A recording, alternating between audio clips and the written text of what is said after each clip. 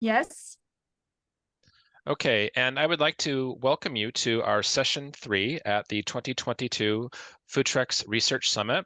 I am pleased to introduce to you Roberta Garibaldi, who will be discussing trends in wine tourism in Italy. Roberta, pleasure seeing you again. Go ahead and go.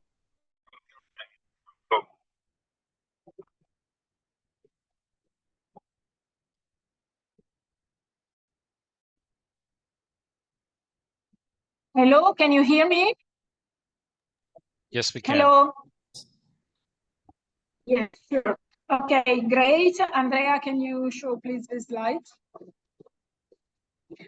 It's really a pleasure today to be here with you, and I want to introduce you the trends of the new trends of wine tourism in Italy. I tried to, we can go on with the slides. And then I try to define in 10 points, which are the most important highlights of our wine tourism. So the first one is beyond the product, the territorial identity. So if we analyze, we can go on with the slides. So if we analyze the situation of Italy, it's the first worldwide producer. We are the country that have the highest percentage worldwide of organic vineyards, for example, and we have the highest number of certified wines, 520. You can see that this number is quite the same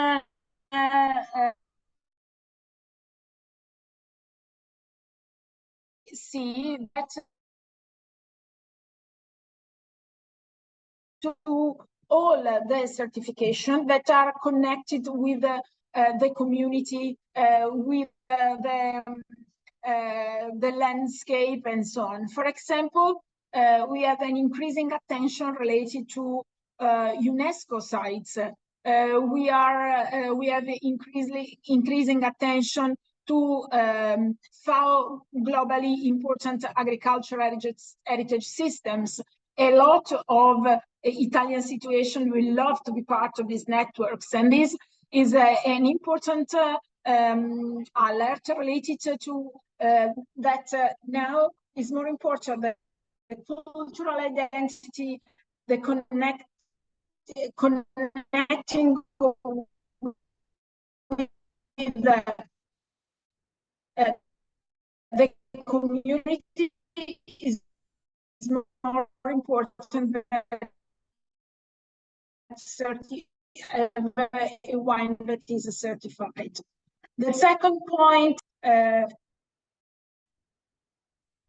is we can go on with the slides. Andrea? Yeah, can you see the slides now? Yes. And the second point is the sustainability that is really important. And we can see an increasing attention related to environmental sustainability, but not only. Economic sustainability with the moment of crisis is very important, and the social sustainability.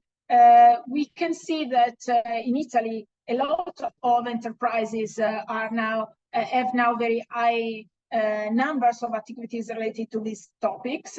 And in the next slide, we can see an example that is related to Langhe area and a project, for example, that is related to organize in a better way the logistic related to the trucks that go around the hills.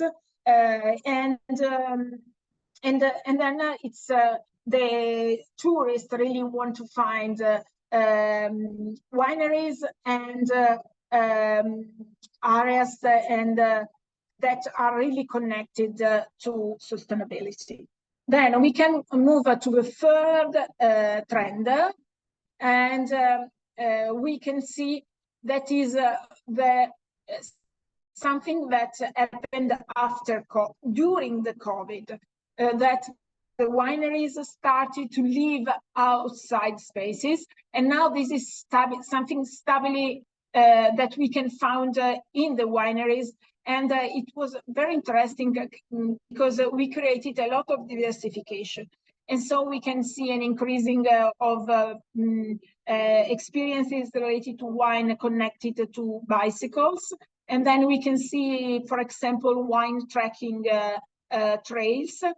We can find, for example, activities related at dinner in the vineyards or picnic in the vineyards.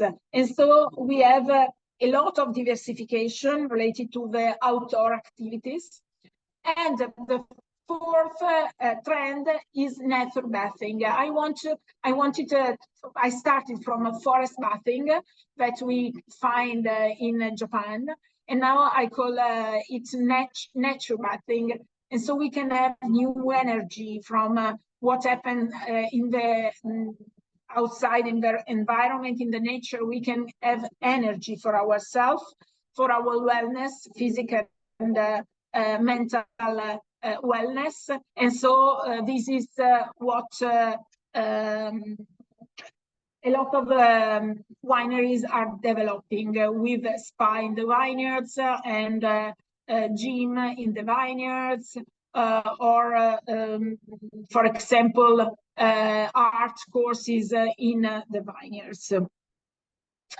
Then we can see another trend that is the new connection between urban and rural areas.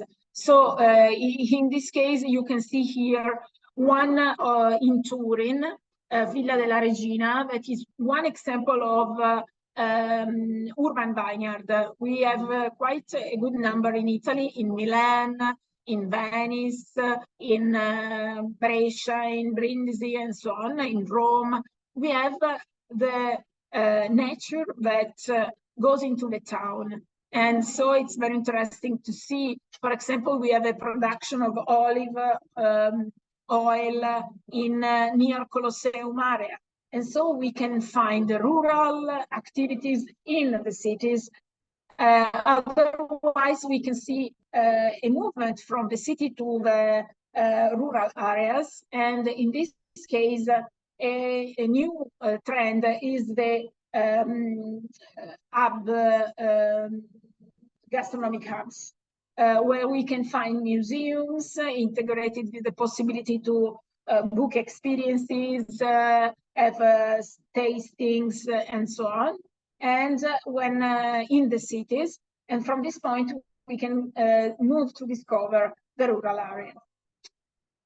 Then we can go on and see another trend, 360-degree hospitality. So we saw hotels and restaurants developing into the vineyards. And so we can have a lot of wine hotels and a lot of gourmet restaurants in the vineyards, and a new form of accommodation, for example, glamping that we can see around the cities. Okay, around the vineyards. So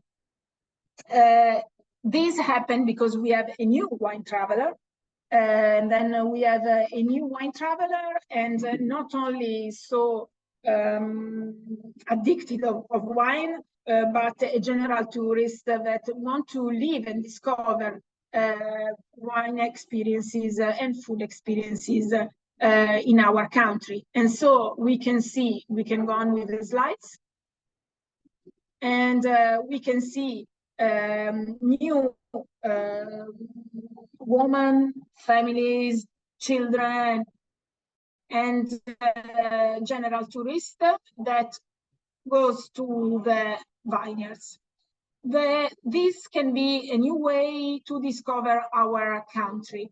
And so we are developing in Italy tourism products related to connection. Wine pairs with arts, for example, and a lot of contemporary art, ancient art that we can find into the wineries. Or we can see wine pairs with design, with this these are some examples. Wine pairs with land art. This is another contemporary land art that we can find in Sicily, for example. And then we can see wine pair with design or wine pairs with history, with castles and ancient manor house. Or we can see wine pairs with the family wineries, because these are the most important kind of wineries that we have in Italy, and it's possible to live like a local and meet the wine maker. And we have wine pair with archaeology. We can find a situation near Agrigento, near Pompeii, and so on. And so we have this new connection. And we can see wine pair with music, and this is a great example that we have in Tuscany. And we have wine pair with religion. We have some abbey where we can find wine. And so it's possible to discover our country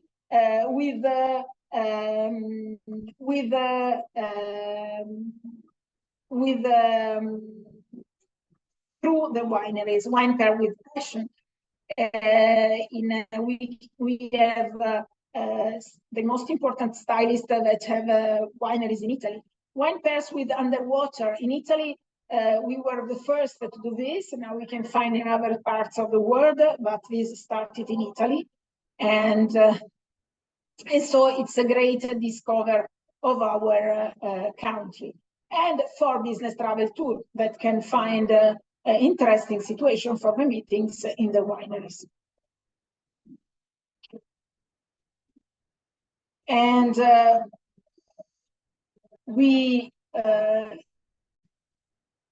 in Italy, we have one of the most important center of research in the world related to neuromarketing, and that do a lot of studies related to neuromarketing applied to the theme of wine and food.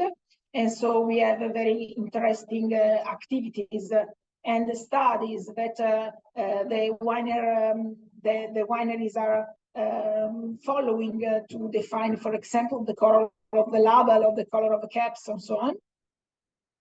And the last theme is that in the new activities in marketing and the strategic plan that we are doing in Italy. So wine pairs with cinema, we can see, for example, this can be an effective way to promote our country. Wine pairs with new technologies, and so we can have, for example, activities with Alexa or so on. The new activities related to metaverse, and we can see the first experiment related to this. And comics, it's quite a good number defined to use comics to promote their wines. And the last theme is the strategic work. It's very important to develop the sector, to have a strategic plan, and then a strategical framework that we are doing. And so we are working on preserving food tourism, developing networking and communication and promotion. These are the 4 pillars that we are where we are working, and we are doing a very complex project of research with the main stakeholders in Italy, and we'll present in short time. And we hope we have now a changing of government in Italy. We hope to have a Minister of Tourism that will define to put in action this what we are defining, because we know that food is and wine are one of the most important items for our country, for catching the tourists, and so we have to preserve these great resources, and then we have to develop balancing innovation authenticity. We have to give a good governance to the sector, and then communicate and promote it in the best way. Thank you.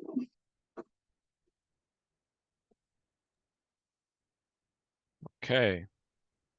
Thank you, Roberta. Very interesting. I'm not sure that I want to experience a winery in a virtual format. The whole meta winery thing is not going to work for me. So, but anyway, maybe I'm just showing my age. But I don't know. I think you have to visit the winery. You have to smell the wine. You have to taste the wine. And I don't know how easy that is to do in the meta experience. But I also liked how you talked about the emphasis of sustainability, but the people, the planet, the economic side of things as well, and how that is now starting to be realized within the Italian wine industry. Italy is in a position, being part of the EU, where there are new laws that need to be introduced and laws that need to be followed. And I think that you're in an interesting position to be able to bring this innovation into the industry. I don't think a lot of other wine industries around the world are thinking as much the forward thinking of this. Perhaps in California, perhaps a little bit in Australia, but Italy is really, I think, at the forefront of a lot of this change. And it's great because you're there and you can see everything that's happening in person, and then you can share it with us. So I would like to ask if there are any questions for Roberta about her presentation. We have a question from Alicia in Spain. She is asking you about wine consumption in Italy. Do you feel that it is reduced after the COVID pandemic? And how is the industry working on this situation? No, in Italy, we didn't see this. The topic that we have now is Generation Z that prefer to drink something else than wine, and then this is a topic where we are thinking what to do, and the other film is the neo-prohibitionism, is it in English, that we have now. So you know that someone is telling that is to define wine as cigarettes, and then to write on the label that is dangerous to the health of the people. And sure, it is if you drink a lot, not because otherwise wine is something related to wellness. If you drink only a glass of red wine can help the health, and it's something related to identity, to history, and to flowers, and so on. And then this is something that where it's important to focus now. I know I've heard from different people that people have actually increased consumption of wine and other alcohol during the pandemic, and that's what we did in our house, both when we were in the UK and here in Spain. We drank more and we ate more during the pandemic. So maybe it wasn't the healthy thing to do, but it was the fun thing to do. And we have a question here from Veronique, who is asking if you develop any kind of a tasting or pairing club in Italy. Yes, so we have some association that work on these topics, and and a lot of people that are doing courses, training related to this, and a lot more of young people, of millennials that want to live this kind of experience and know more. I think that a good point could be to have some courses in the schools related to this, because this could present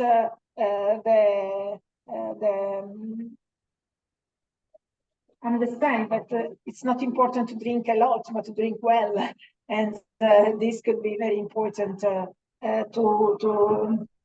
to solve these problems that can create problems to our sector. Indeed, the quality, not the quantity. Yes. Very important.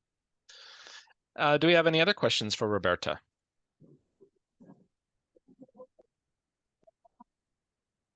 No? Okay. Well, Roberta, I would like to thank you for taking the time. I know how busy you are. It is a true pleasure to see you again and to hear your words. You always have interesting things to share with us. So thank you very much for your time today. Thank you. Thank you to you. Thank you. Bye-bye. Bye-bye.